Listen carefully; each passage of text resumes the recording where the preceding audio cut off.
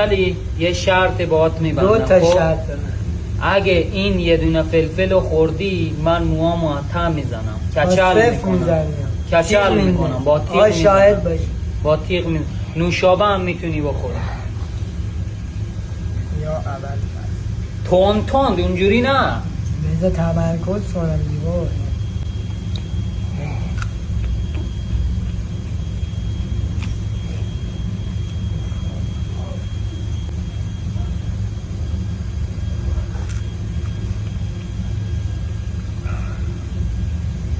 تند علی اونجوری نه داشت، من موامو میخوام به باد بدم.